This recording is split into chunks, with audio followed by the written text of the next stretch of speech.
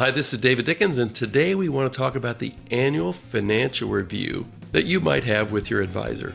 So at our shop, we try to do those twice a year. We have some clients 4 times a year. Maybe yours is annual. But if you walk out of that meeting and you feel it's wasted, some of the blame's on the advisor and some might be on you. So we'll unpack that a little bit today. I'll go get Walter and we'll get started.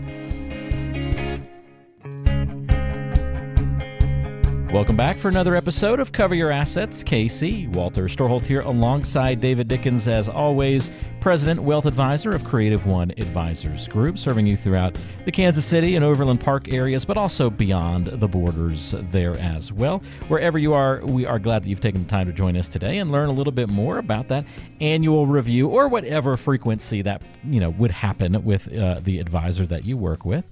We want you to make sure that you're getting the most out of those meetings. I can gather very quickly, David, that these should not just be formalities and quick check-ins. We need to be getting something out of the ongoing relationship with your financial advisor, right? Well, I sure think so. I think it's important. Hopefully, my clients walk out of the meetings going, you know what, I learned something. Or hopefully, David really listened to me and I got the information I wanted. So, we're going to talk about some bad annual review tactics, some good ones, and hopefully this equips you as a listener a little better for going into those meetings prepared to get out of them what you want to get out of them, and not just what the advisor has stacked up to talk about. That is a fantastic point. Let's start with the bad, because I think we'll spend less time there, hopefully, and more time on the good side of this equation. But how would we even know? What does a bad annual review actually look like? Or maybe one where we're walking away from it, not getting everything out of it that we should. What are some of the signs? Yeah, so, occasionally I'll hear something from a client about a meeting that they used to have with their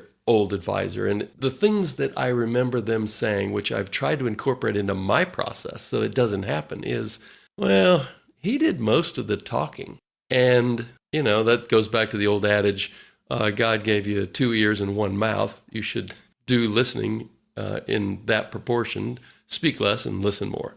So a lot of times I'll hear like, it felt like they were maybe looking around for more assets that I had held away from them so that they could have more assets under management. So it was almost kind of like a scouting mission instead of talking about the assets that this advisor was actually working with them on. You hear a lot about, and frankly, I sometimes hear financial jargon spilling out of my mouth, and hopefully I take the time to unpack what that actually means, because the people sitting across the desk or the table from you, a lot of times words and phrases that we use on a regular basis with peers in the business mean almost nothing to the client. And so making sure that you speak with phraseology that's actually understandable for the client. What does it mean to them? And then the one that I learned this early on in my career, but it's frustrating to hear, but she will oftentimes say, well, they only spoke to my husband. That's a really bad strategy for anybody. But first of all, a lot of my clients will come in, and probably the reason that happens is because in more than 75% of my households that I work with, the male tends to take the lead. That doesn't mean that the female doesn't have thoughts or maybe more importantly, concerns about the money in the plan. But if you're only talking to the husband, it can be pretty frustrating for the other person sitting across the table from you. So just trying to make sure that it's an all-inclusive meeting where everybody walks out feeling like they got, well, hopefully more than what they came in for. I like that. And it's not necessarily these very obvious red flags that you're looking for. It's more that feeling when you walk away from those meetings. That's what you're checking in on.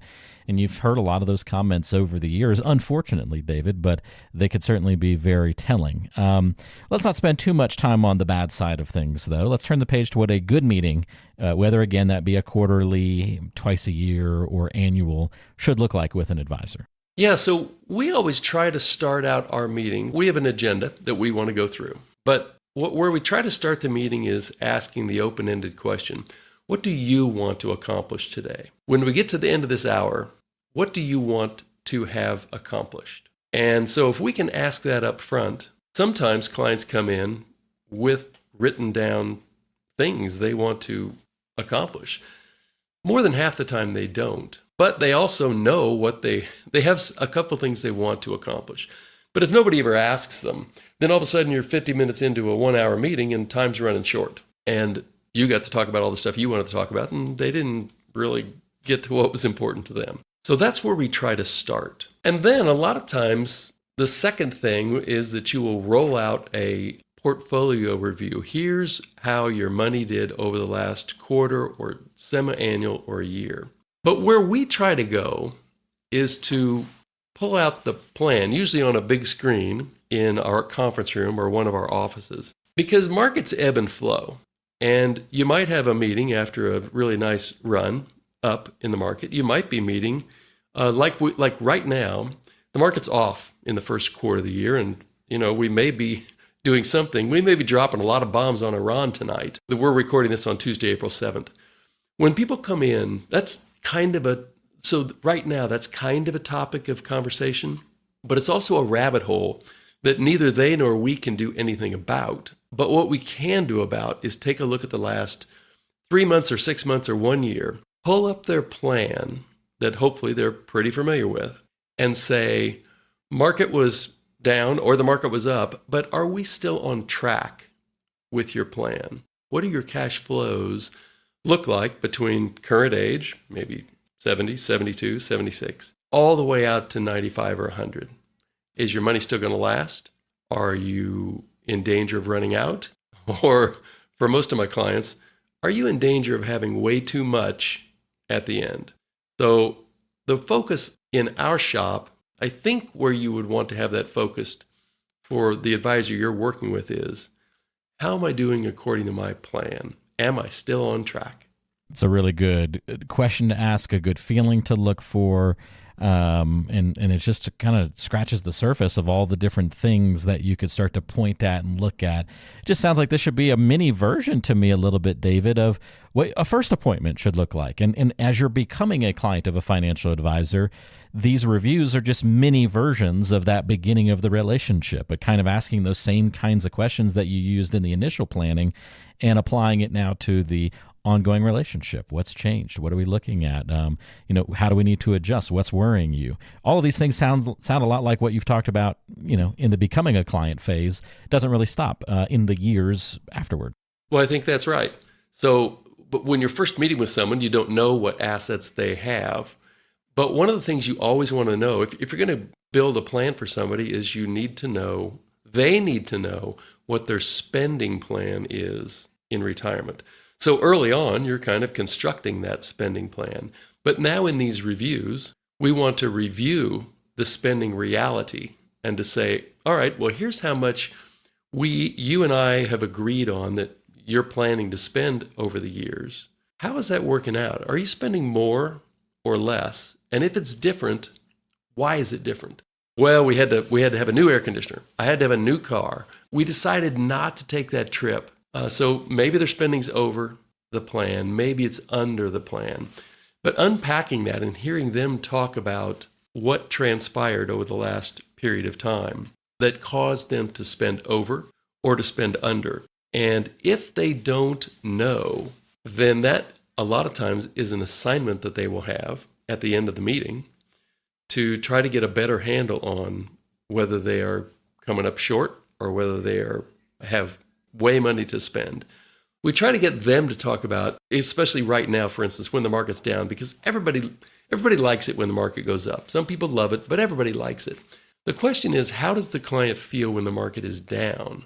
And for instance, almost all the quarterly monies that we're looking at right now are down a little bit because the S&P is off maybe 4 or 5% right now, and the NASDAQ is off 6 or 7%.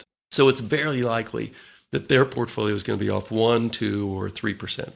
And so what we always try to ask them is, how does that market volatility or that market swing make you feel?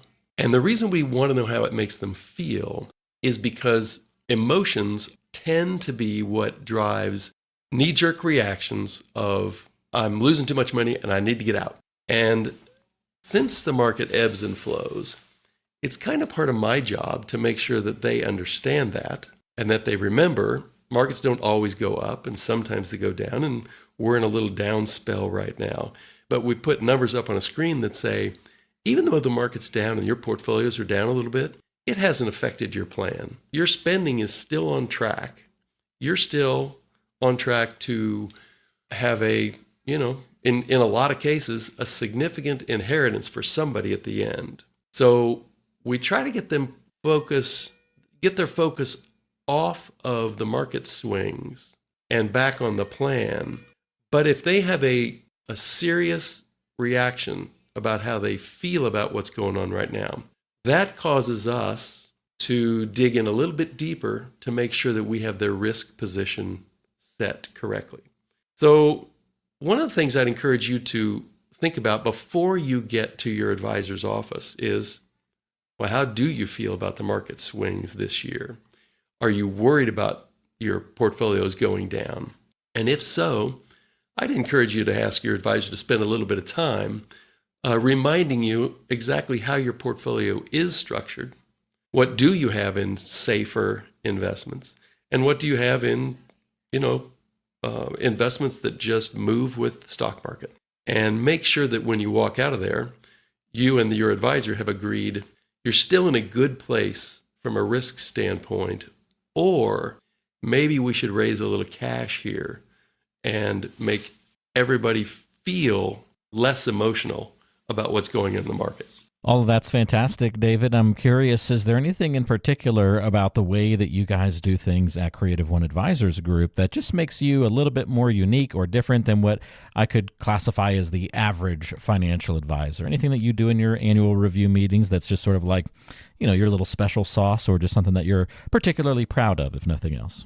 I hope that our clients would say that we do a good job of listening. And that's nobody's secret sauce, but you do have to be attentive to it, because a lot of times you think your job is to spend 45 minutes talking about the markets and about how somebody's portfolio is doing. And if that's not what they came in feeling concerned about, not like you've wasted that 45 minutes, but you might have, depending on the client. So we have a review template that we start with for every meeting. But the more and more you know about your client, I think we do a really good job. First of all, the first thing we'll do is we're planning for a meeting is go back and look over the notes from the prior meeting. We have a really, really good database that reminds us, here's what we talked about with this client at their last meeting. Makes us kind of look like we have really good memories, but what we really have is a good database, which is also helpful. If I get hit by a bus, the next advisor to step up has a really good database so that they can come in feeling like they know a lot about clients. So we start with that template, but then we try to form it around what we heard from that client last time. Maybe they were underspending. So I have a number of clients who part of my job is to empower them to spend the money that they've saved all these years for. And I might know from history, I'm thinking of one particular client who shall remain nameless, but she is interested in doing more traveling, and he has to get the nudge. So what I know is, and every time they've gone a trip and come back, he's just glowing about how much fun they had. And so I know that part of my job in that meeting is to empower him to plan a trip, or to encourage her to plan a trip. They're so much happier when they get back from a trip. But his basic nature is to postpone, because it's amazing. One of the things that has surprised me over the years in this business is people work their entire lives to save up all this money, and retirement is doing the reverse, starting to let the money go out. And that is really difficult for a lot of people. And so a lot of times I'm just sitting here telling them it's fine to spend that money. I have some clients that it's not fine for them to spend the money, that we do have to keep a tighter rein on things. In one of the cases, it's the female who is the kind of the chief financial officer of their home. And it's the husband who really likes to spend that money. So it's not a gender thing by any stretch.